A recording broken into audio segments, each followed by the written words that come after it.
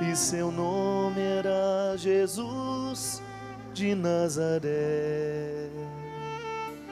Sua fama se espalhou e todos vinham ver o fenômeno de um jovem pregador que tinha tanto amor.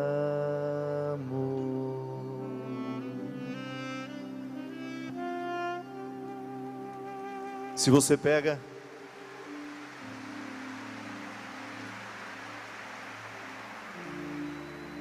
os evangelhos narram os inúmeros encontros de Jesus com as pessoas. Aquilo que o Padre Zezinho, de maneira tão sábia, tão simples, tão poética, nos narra nessa música, que na verdade, se você canta do início ao fim, você vai ver que passa todo o processo de Jesus. Desde o momento em que ele era um pregador desconhecido, e aos poucos a sua fama foi crescendo, e as multidões procuravam por ele o tempo todo. Você vai vendo na sensibilidade do poeta, do padre, um jeito bonito de descrever. Por que que Jesus atraía tanto as pessoas? Por que que Jesus atraiu você?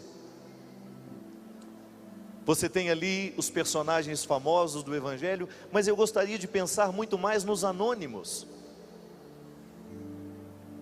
Naqueles que não ganharam o registro da Escritura,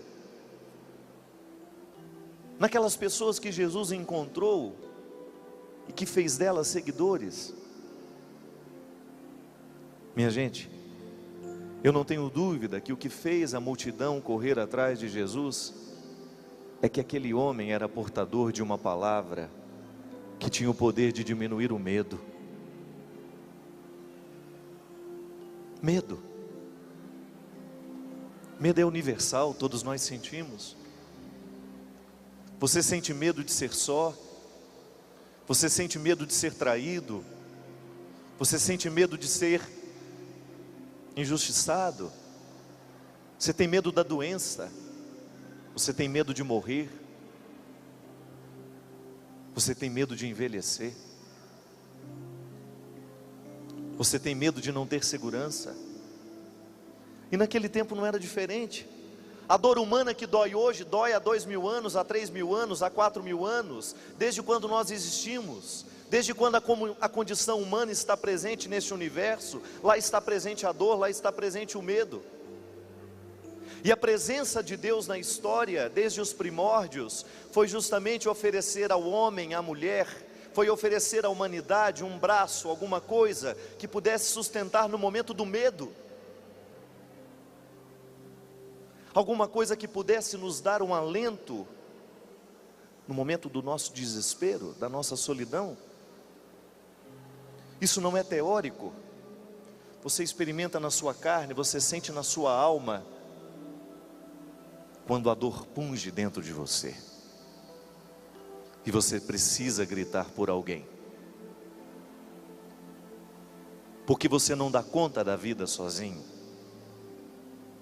a vida não é suportável, e você precisa olhar para os lados, e você precisa descobrir alguém. E Jesus, quando passava pelo meio do povo, despertava justamente isso. As pessoas que ouviam Jesus sentiam na sua vida o poder de uma palavra que aliviava o peso que sentiam. Por isso ele dizia de maneira bonita: vinde a mim, todos vós que estáis cansados, com o peso dos seus fardos, que eu vos aliviarei. Vinde a mim todos vós que estáis cansados, todos vós que carregais pesados fardos sobre os ombros, e eu vos aliviarei. Como, minha gente? Jesus tinha um poder fantástico de fazer a pessoa se encorajar para a vida. Olhe para o medo dos grandes apóstolos, dos grandes homens, das grandes mulheres da história cristã. Em algum momento essas mulheres e esses homens foram olhados por Jesus. O medo começa a diminuir no momento em que nós somos olhados nos olhos. Se você está perdido no meio da multidão, o que mais lhe assusta é você não ter um olhar onde você fixar o seu. A psicologia nos ensina que quando nós somos olhados de um jeito certo, cresce dentro de nós a crença em nós mesmos. É por isso que se você solta uma criança no meio de uma multidão que ela não conhece, ela vai ficar desesperada, ela não tem onde colocar o olhar. O olhar é o lugar da nossa segurança. No momento do nosso medo, se a gente não tem alguém que nos ama do nosso lado, se a gente não tem um olhar para se fixar nos nossos, tudo é mais pesado, tudo é mais difícil. Você deve se recordar dos momentos em que a vida foi pesada para você, e naquele momento, na notícia daquela morte, na notícia daquela tragédia, na notícia daquela traição, daquele fracasso, o que você mais queria era alguém que você pudesse colocar os seus olhos. Não tem até a música romântica? Olha para mim, não diga nada, nos seus olhos vai nascer a madrugada. É lindo, os poetas sabem disso, os românticos sabem disso. Os amantes sobrevivem muito mais de olhares do que de palavras. Eu posso muito bem dizer a você, eu te amo, mas se o meu olhar não confirma a expressão que eu estou dizendo, você não vai acreditar no que eu estou dizendo, não. E era isso que fascinava em Jesus. Não era apenas a força de um discurso teórico, não era apenas a força de um argumento, de um homem que tinha uma boa fala, não era. Mas era a capacidade que aquele homem tinha de diminuir o medo que prevalecia naquele tempo, quando pela força de um olhar, ele entrava dentro da pessoa e vivia o mesmo tempo que ela. Ontem eu estava falando isso no show, e eu me iluminei com essa verdade que eu nunca tinha pensado sobre isso. Amar é viver o tempo do outro. Essa frase eu já tinha falado, mas o desdobramento dela ontem à noite para mim foi lindo, porque foi uma revelação de Deus naquele momento, minha gente. E você vai entender. Eu estava dando o exemplo da minha mãe que está velha, velhinha, está lenta, para morrer de repente está levando um mês, uma belezinha.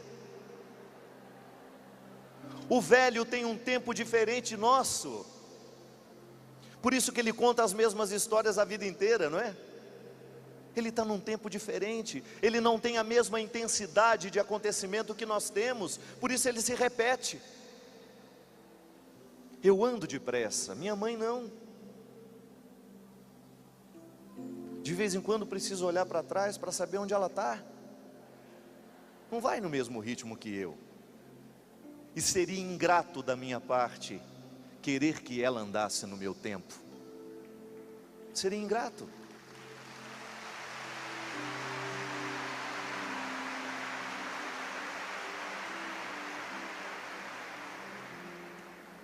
Entrar no tempo do outro é uma prova de amor, minha gente. Minha mãe é lenta, eu não sou. Eu fico lento por causa dela no momento em que estou com ela. Aquele que tem possibilidade ajuda o mais fraco. Eu entro no tempo dela. E o que Deus me iluminou ontem no momento em que eu falava, é que o banquete, o jantar, o lugar onde nós nos sentamos para comer, é o lugar onde nós tentamos viver o mesmo tempo, onde todos nós ficamos no mesmo tempo, porque um é mais apressado, o outro é mais lento, o outro é mais ou menos, mas chega um momento da vida em que a gente precisa viver o tempo do outro. A comunhão se estabelece no momento em que vivemos o tempo juntos. Isso é tão lindo. A gente diminui o medo quando nós entramos no tempo do outro. Se de repente você está devagar, e você está com medo, Alguém segura na sua mão e diz: não se preocupe, eu vou ficar do seu lado. Aí você fala: mas você não tem que ir? Ela diz: eu tenho que ir, mas eu decidi que vou ficar com você. Diminui o medo. Entrou no seu tempo, viu você como você é, aceitou a sua lentidão, fez pacto com a sua pessoa naquele momento em que não dispensou você, mesmo que ela tivesse tanta coisa para fazer. Me escuta um minuto? É possível? E você tão apressado, tão cheio de coisas, para e escuta o que ela tem a dizer. Olha para mim, não diga nada, nos seus olhos vai nascer a madrugada. Por que a madrugada? Porque na madrugada o nosso metabolismo está mais lento. Isso é, quem dorme, né? Quando você começa a dormir, você entra no tempo do descanso. A sabedoria do corpo, minha gente.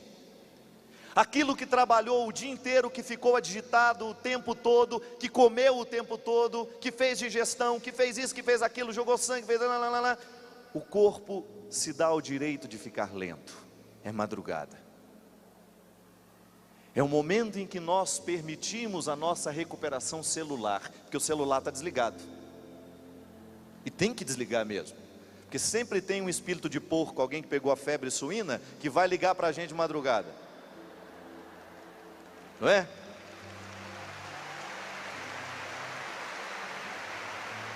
Tem uma amiga que adora ligar.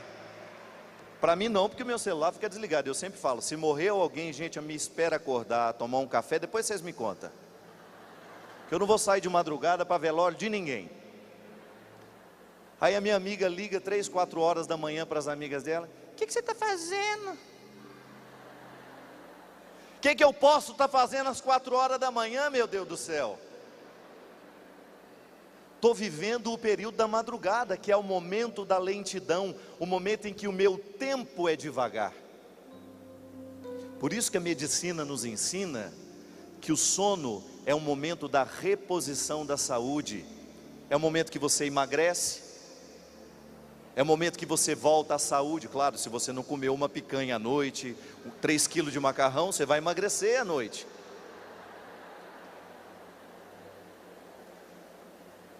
É o momento que você vai produzir o seu GH, o hormônio do crescimento, que depois dos 30 anos a produção é menor, por isso que a gente envelhece. O GH é que mantém a gente jovem. Quanto mais você vive bem, maior é a sua produção de GH. A medicina nos ensina que para a gente produzir o GH, sobretudo depois dos 30, a gente tem que fazer esforço para viver bem, não se entupir de carboidratos à noite antes de dormir. Por quê? É o momento em que meu organismo vai reagir contra a velhice, contra os radicais livres. A madrugada é o tempo do metabolismo lento. Olha para mim, não diga nada, nos seus olhos vai nascer a madrugada. Talvez por isso a ressurreição tenha sido de madrugada. A ressurreição de Jesus é uma notícia que se dá na madrugada, no momento em que a vida é lenta. Na correria ninguém vai poder compreender a ressurreição. Na correria ninguém vai poder encontrar o outro. Na correria ninguém vai poder livrar-se dos medos. Porque é justamente a correria que nos coloca na perspectiva do medo, quando nós não temos mais alguém para olhar nos olhos, porque o tempo não nos permite. Quando a nossa solidão vai se avolumando dentro de nós, porque nos falta tempo para a gente estar uns com os outros, com qualidade. E era isso que Jesus fazia, minha gente. Quando passava no meio das pessoas e ia tocando e transformando o tempo daquela pessoa em outro. Ia entrando naquele tempo, ia trazendo modificações para ele, ia fazendo com que aquelas pessoas pudessem viver de uma forma diferente, entravam num novo tempo. adentravam uma nova porta, conheciam uma nova morada, porque a presença de Jesus era assim. Eu fico pensando no medo de Madalena. Quantos medos aquela mulher tinha? Uma mulher que passou a vida inteira sendo usada, um objeto. Uma prostituta. Como é que ela se enxerga? Um objeto. Para entrar no tempo da prostituta. Saia do seu tempo e entre no tempo da prostituta, ainda que em pensamento. Pense nos muitos medos que aquela mulher devia ter, minha gente. Quantas doenças físicas aquela mulher deveria trazer no corpo. Com certeza. Mas quantas doenças aquela mulher trazia na alma.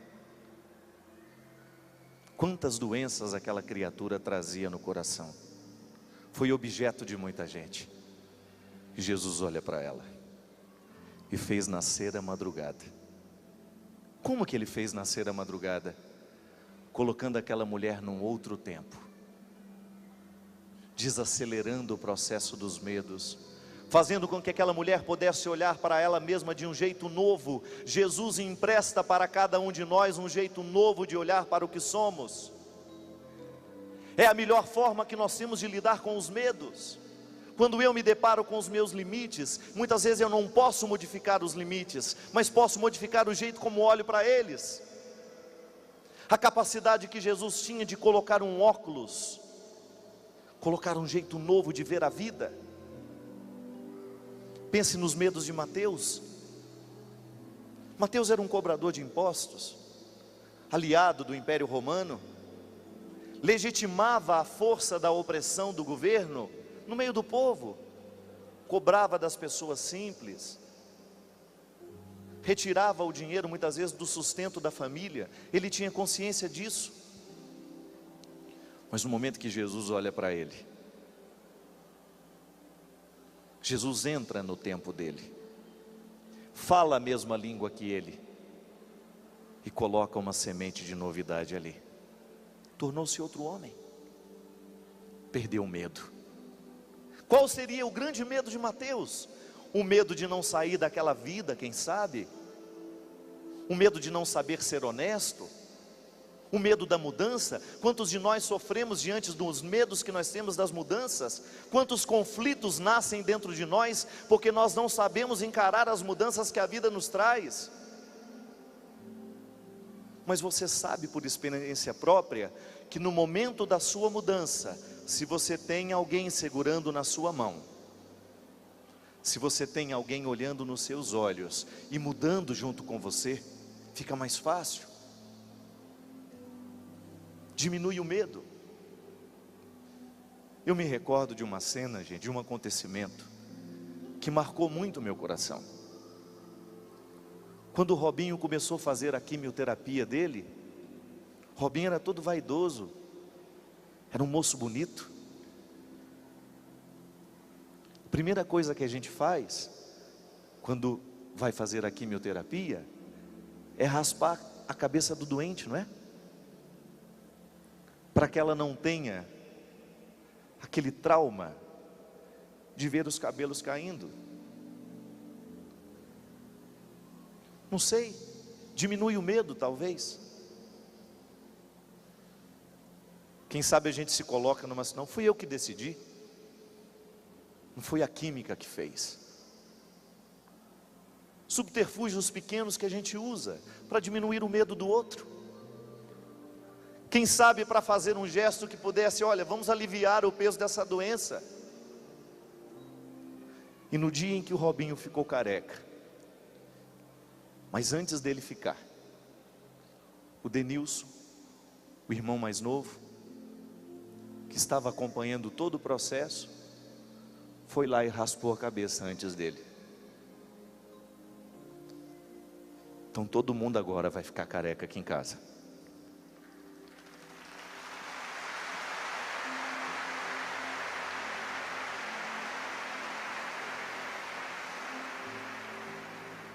O que aquele menino queria?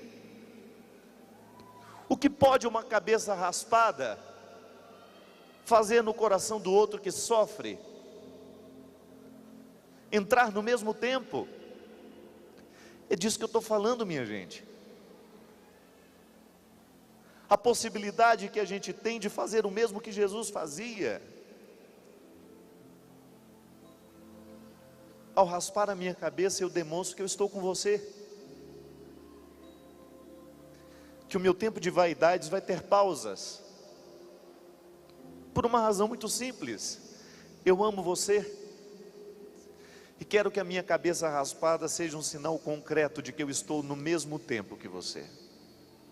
Eu não posso sofrer a mesma dor física que você sofre no estômago, mas eu quero demonstrar com o meu gesto que eu estou do seu lado.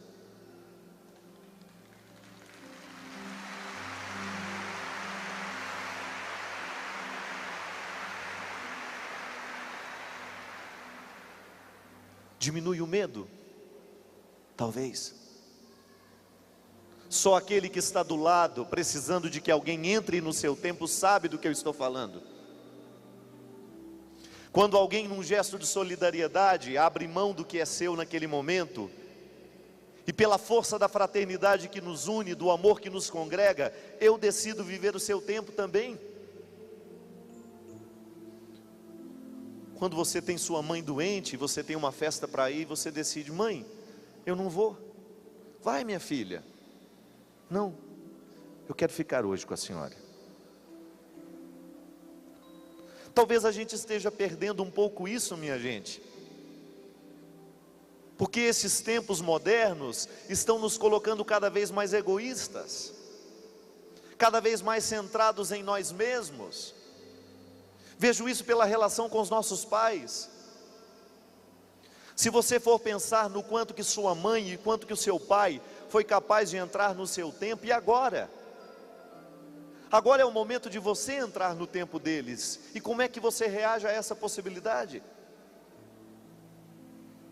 Talvez você não tenha que raspar a cabeça para estar do lado, mas você tenha que se despir de uma série de excessos que prejudicam a sua relação com o outro. Raspar a cabeça é um gesto externo, mas quando nós tocamos nas questões que a gente não tem coragem de raspar, que a gente não tem coragem de arrancar de nós, e isso se torna causa de empecilho para as nossas relações humanas, quando eu não sou capaz de me despir da minha arrogância, eu não acolho você, eu não entro no seu tempo. Eu, a vida inteira, estudei em seminário, a vida inteira tive que lidar com uma autoridade, e confesso para você, que não foram poucas as vezes em que na porta da autoridade, eu tremia feito uma vara verde, com medo. Por quê? Porque nem sempre a autoridade entrava no meu tempo. É um medo. Medo de não ser reconhecido, medo de não ser compreendido. Quando você está diante de alguém que tem o poder de tomar decisões sobre a sua vida, e você tem medo que aquela decisão não seja tomada considerando aquilo que você é, o medo que você sente, as dores que você tem, os limites que você possui. Mas eu também posso testemunhar que não foram poucas as vezes que Deus me deu a oportunidade de ter superiores, em que eu entrava feliz em suas salas, em que eu não tinha medo algum, porque eu sabia que Ele era capaz de entrar no meu tempo. Minha vida, uma vez, Deus me deu a graça de ter um padre, chamado Padre Herculano Vaz, Laninho, um dos meus superiores no tempo da filosofia, um homem que me apresentou Jesus assim, porque Ele é assim. Entra no meu tempo, me olha com todas as minhas misérias, mesmo sendo Ele um homem santo, tão pronto, tão cheio de virtudes. Quantas vezes eu chorei na presença daquele homem sem medo de mostrar quem eu era? E chorar ao lado, de frente de alguém que nos ama, minha gente, é choro de ressurreição, porque lava a alma da gente, lava a alma da gente.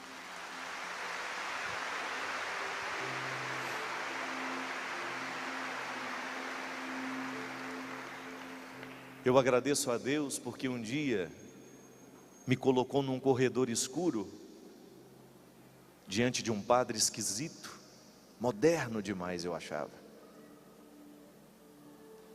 que andava com umas camisas cheias de flores, uns cintos parecendo peão boiadeiro,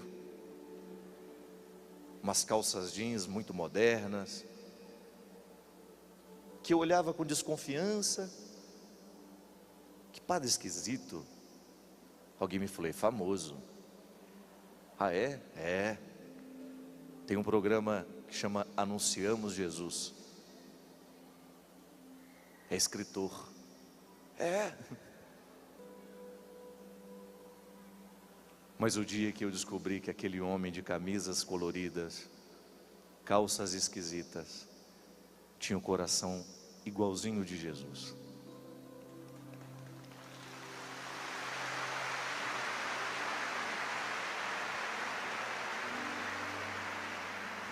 Não foi alguém que me contou. Eu posso falar da mesma forma como a samaritana fez depois de ter encontrado Jesus.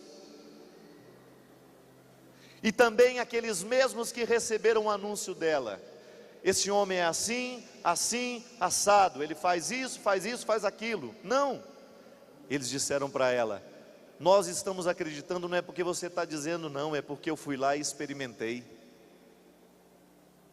Quando aos poucos eu fui conhecendo aquele homem, eu fui descobrindo que ele era cheio de pecados igual a mim,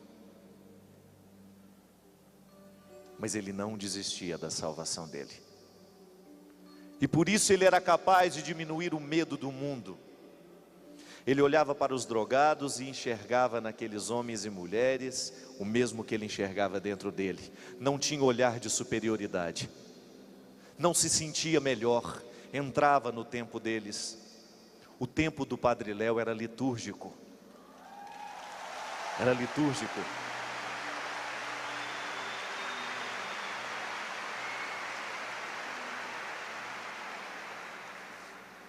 Quantas vezes aquele homem, gente, pôs a mão na minha cabeça, me deitou no seu colo, como se eu fosse um menino.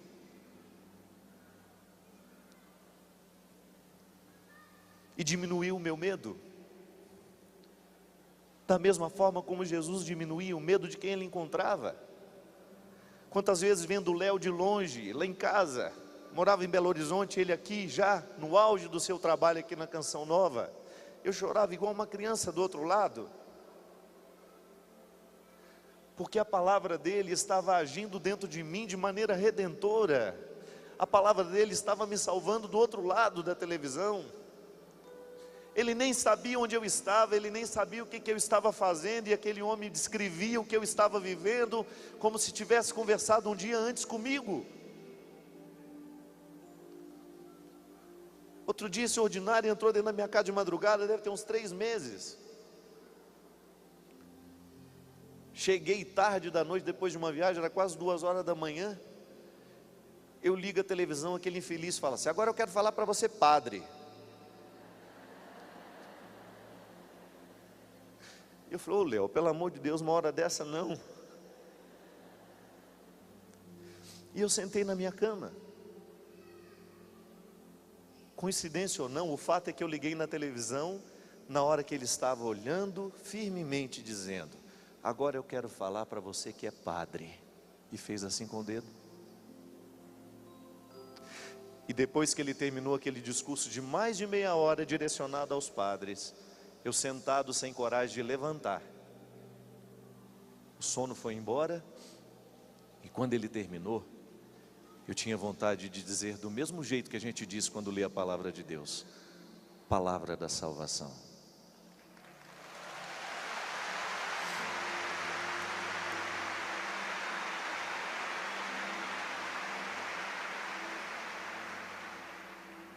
Porque a palavra, quando ela está conectada na palavra de Jesus, minha gente, ela não tem outro destino dentro de nós senão nos libertar. Não tenha dúvida disso. A palavra de Jesus, ela nos liberta, ela abre os nossos cativeiros, ela nos melhora, É por isso que nós precisamos correr atrás deste Deus, é por isso que nós precisamos revestir a nossa vida de mística, é por isso que nós precisamos ter contato o tempo todo com sua palavra, com sua celebração, com sua oração, com aquilo que nos conecta a Ele, com a música que nos fala dEle, com a palavra que nos recorda o que Ele disse, com os encontros que nos recordam o que Ele disse, na celebração aí da sua paróquia, naquilo que o seu padre pode dizer para lhe recordar o que Jesus diz, e que tem o poder de diminuir os medos que nós sentimos. Quantas vezes na minha vida eu tive a oportunidade de experimentar Jesus do meu lado assim, de maneira concreta, naquilo que o Léo me falava. Meu filho, não é bem assim. Olhe por outro lado. Quantas vezes o nosso medo vai embora quando alguém diz isso para a gente? Olhe de outra forma. É como se abrisse uma porta do casarão assombrado em que nós estamos e nos ensinasse que tem uma saída possível. Quantas vezes, minha gente, na casa dos nossos medos, nós não temos alguém que nos abra essa porta,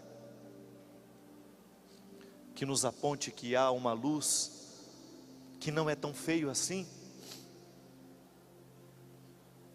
Quantas vezes nos falta a palavra bendita, a palavra abençoada, comprometida, conectada com a palavra de Jesus, que tenha o poder de promover liberdade dentro de nós. Ainda agora há pouco, conversando com o Eto, falando de tudo que a Canção Nova representa. Quantas vezes você foi acordado para a vida por uma frase que você escutou aqui? Com o encontro que você participou aqui? É por isso que a gente não desiste. Porque enquanto a Canção Nova souber que ela abriu o cativeiro na vida de alguém, ela permanecerá de pé.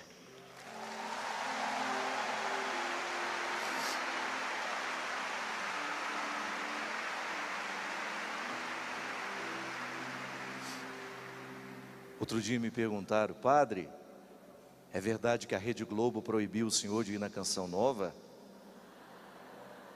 Aí eu disse assim: não, a única coisa que pode verdadeiramente acontecer é a Canção Nova me proibir de ir na Globo. Certo?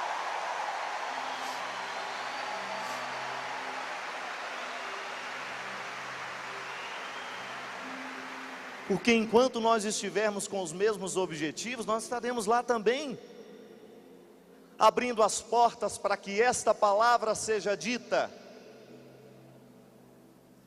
para que nós possamos chegar aos lugares não convencionais, porque pode ser que alguém nunca tenha escutado falar de Canção Nova, mas na hora que nós falamos dela nos outros lugares, alguém presta atenção. E se anunciar o Evangelho, a Canção Nova não é nada perto do que significa o Evangelho. O Evangelho é muito maior que a Canção Nova, e ela só vai sobreviver enquanto ela estiver comprometida com o anúncio do Evangelho. Não há outro objetivo aqui.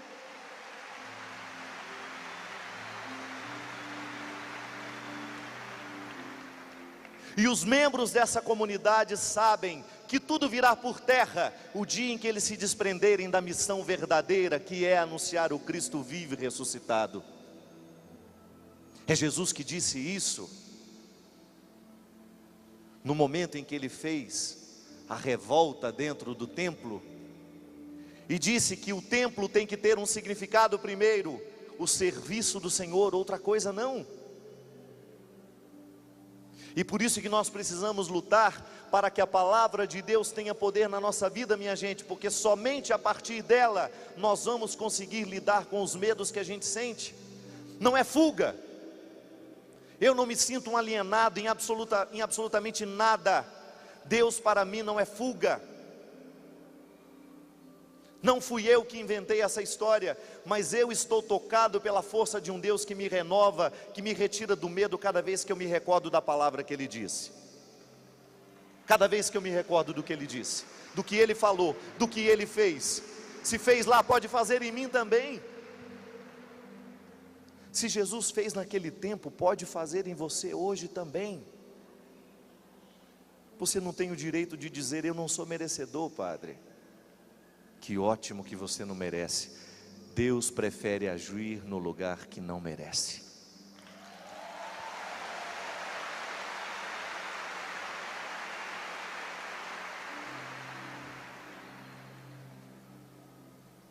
Se você não se sente merecedor, é um bom passo. Você é preferido do Senhor. Deus tem predileção pelos miseráveis e faz deles sinal de contradição no meio das nações. Toma posse disso, não tenha medo. Não tenha medo. Deus quer agir em todos nós. Deus quer transformar a nossa vida. Deus quer nos transformar em gente de bem.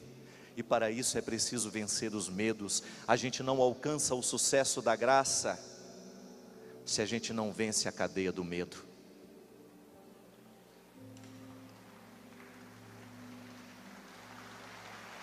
Para que cultivar os fracassos? Para que cultivar fracassos?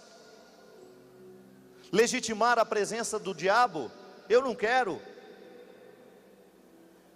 Foi para cima que você foi projetado.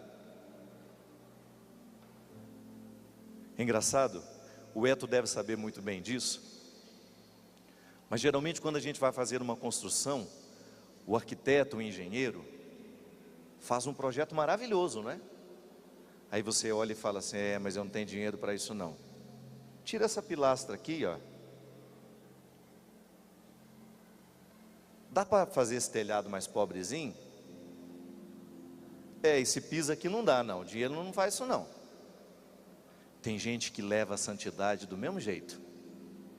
Recebe um projeto maravilhoso, Deus entregou: é isso que eu quero de você. E você não tem dinheiro para isso não. Não tem joelho para isso, não tem disposição para isso. Vamos fazer mais ou menos, né? Vamos fazer uma meia água. Não, é mansão que Deus quer que você faça. A sua santidade não é para ser meia água não. Não economize no seu processo humano. Invista em você. E isso, gente, eu digo sem medo de errar. O investimento pessoal que você faz, no momento em que você faz uma boa leitura, no momento em que você busca uma vida espiritual, no momento em que você não se acostuma com a pilastra torta que você construiu, que você tem medo de destruir porque você acha que vai cair. Quando você se acostuma a ser uma casinha qualquer, não, olhe para o projeto inicial que Deus fez. Não é qualquer coisa que Deus projetou para você. Os seus limites não podem ser impedimento para você chegar ao final dessa construção. Se o Eto tivesse tido medo, nós não teríamos nem a metade desse lugar. Olha para isso. Quando é que nós imaginávamos que nós iríamos construir isso com doação de ouro?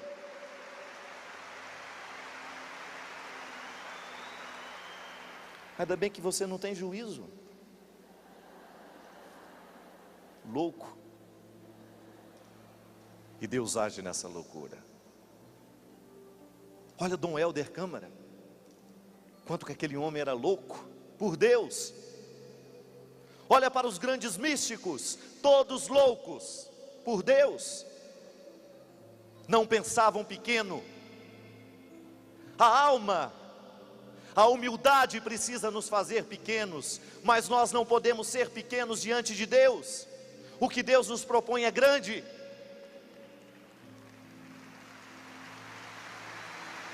E alcançar essa grandeza só é possível pela força da humildade. Você pode dar testemunhos de inúmeros padres, de freiras que se tornaram grandes e não perderam a humildade.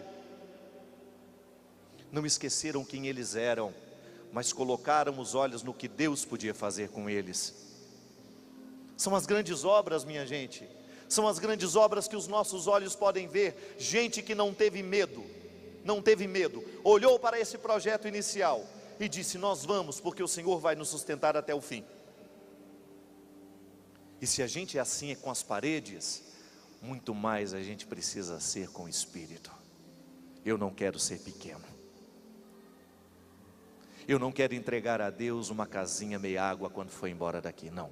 Eu quero um espírito grande, dilatado. Eu quero ter uma alma pronta para o céu, eu quero ter uma alma que compreenda a eternidade desde já. Eu quero ter uma alma que seja capaz de olhar nos olhos daqueles que estão do meu lado, independente de qual seja o credo que eles professam, independente da condição de vida em que eles estejam. O verdadeiro cristão é aquele homem que olha o mundo sem preconceito, porque o preconceito nos impede de chegar ao coração do mundo, o lugar onde Deus nos quer. Esse território está erigido desta forma, não é para santos. A Canção Nova não foi construída para trazer santos aqui dentro, não. A Canção Nova foi construída para trazer gente que aceitou o processo da reforma espiritual, e por isso será sempre bem-vindo.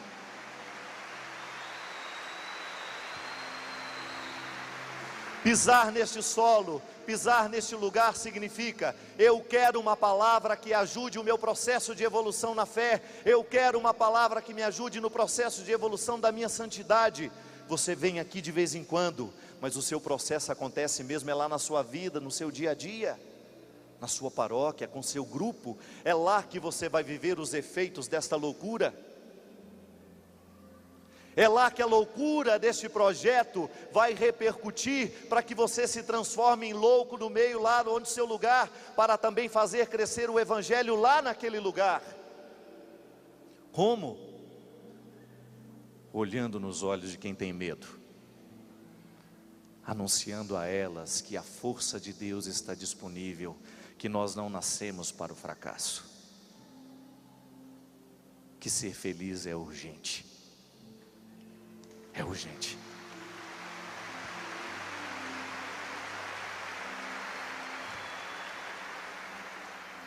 Olha para a planta inicial, olha para o projeto inicial, o momento em que Deus colocou sobre as suas mãos a fotografia do que Ele quer que você seja. E pode ter certeza que na preguiça você não chega lá. É preciso empenho, minha gente. E não peça ao grande arquiteto que faça modificações na planta para simplificar. Não, peça a ele forças para agir do jeito certo para chegar ao lugar. Isso é coisa de fraco. Dá para tirar isso aqui da frente? Não. Dá para derrubar essa paredinha aqui que está me incomodando? Não. Passa, descobre um jeito de passar por ela. Dá para tirar o mar da frente? Não. Põe o pé na água, e aí você vai ver o que vai acontecer. Dá para derrubar as muralhas? Não. Reza, grita na beirada dela. Essa metáfora é linda. Insista, grita o quanto você pode até abalar as estruturas desta muralha que está impedindo você. Não tenha medo do processo, não tenha medo do projeto inicial. Corra atrás dele. Corra atrás daquilo que é santo nessa vida, corra atrás daquilo que é honesto, daquilo que é puro, e você não vai ter outro destino senão tornar-se puro também, purificar aos poucos a sua vida, o seu coração destes excessos que lhe enchem de medo. Tenho medo de chegar até lá. Então, porque tenho medo de chegar até lá, eu sento e fico lamentando a minha vida inteira. É igual quando você tem que ir a algum lugar, né? Oh meu Deus, mas são 100 quilômetros daqui. Aí 2 meses está falando a mesma coisa. Oh, mas são 100 quilômetros daqui. Já teria ido, voltado há muito tempo. Ah, mas são 100 quilômetros daqui. Dá o primeiro passo, que já não faltam 100 quilômetros mais. Dê 2 passos, que já não faltam 100 quilômetros mais. É assim que a gente vence, minha gente. Agora, se a gente se segura naquilo que é inútil, naquilo que não nos faz crescer, nós não vamos chegar a lugar nenhum. Mas não queira prender-se em Deus somente no momento da sua necessidade, não. Prenda-se em Deus para que Ele seja o seu processo constante, um processo que não para. Eu tenho um amigo meu, eu acho que foi Luiz Carvalho que me contou isso. É interessante, diz que ele ia para a faculdade sempre num ônibus, e dentro daquele ônibus, um dia, estava todo mundo cantando. Vocês lembram daquela musiquinha da manivela, a dança da manivela?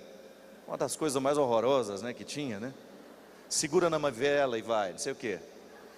Aí diz que o ônibus estava naquela folia, o povo dançando lá dentro, aquela animação toda, todo mundo segurando a manivela, e de repente começou a dar uma tempestade, e a tempestade foi dando medo no povo.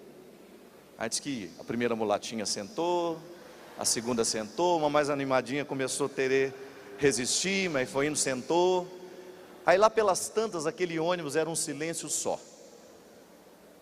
Aí diz que veio um da manivela lá do fundo, né, e falou no ouvido dele assim: puxa aquela música Segura na Mão de Deus.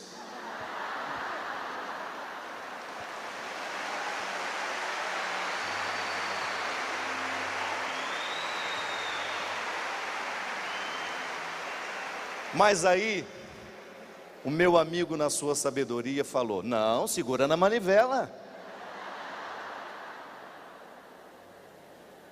Quantas vezes na vida, minha gente, nós precisamos do tombo para poder descobrir o lugar essencial, o nosso lugar.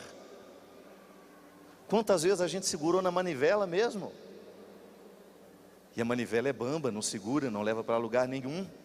Quantas vezes nós nos utilizamos das futilidades da vida, a gente perde o nosso tempo com futilidades. Quantas vezes nós perdemos horas e horas do nosso dia, lendo a fofoca, lendo isso, lendo aquilo. Isso não agrega absolutamente nada em nós. Não nos faz avançar em nada, absolutamente nada no processo. Mas aí, quando pela força do movimento de Deus na história, você descobre que a religião não é um conjunto de regras nem de obrigações, mas que é justamente o olhar de Deus fixos em nós, a nos convencer de que nós podemos, de que a vitória está nos oferecida, que a vitória está diante de nós, e que para a gente chegar a ela, basta a gente ter coragem de se erguer, basta a gente ter coragem de olhar nos olhos daquele que nos ama, deste mesmo Jesus que passou chamando a tantos, e que hoje eu não tenho dúvida, passa também pela minha vida mais uma vez, passa pela sua vida mais uma vez, e quem sabe passa pela sua, pela primeira vez, passa para lhe convencer de que há muita coisa a ser buscada, e que você não está fadado a morrer com os defeitos de hoje, que você não precisa ser refém dos medos que você hoje tem, medo dos seus fracassos, medo do que passou, medo do que virá, que hoje você pode se transformar numa pessoa nova, pela força do olhar de Cristo, que nos diz que nós tudo podemos, naquele que nos fortalece.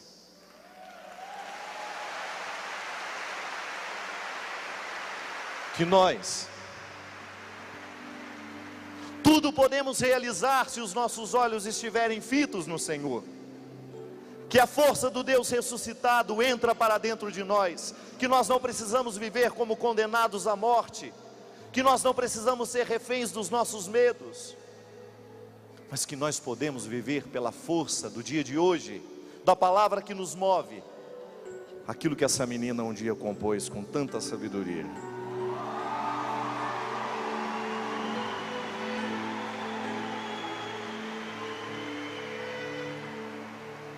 Você acha que essa música nasceu num momento de alegria? Não.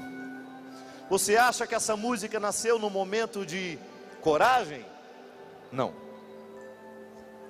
Essa música nasceu de um coração cheio de medo, dilacerado pela dor, mas com uma diferença: cheia de defeitos, cheia de imprecisões do mesmo jeito que nós, só que ela tem um diferencial: esses olhos não se desprendem de Jesus, ela se olha a partir deles.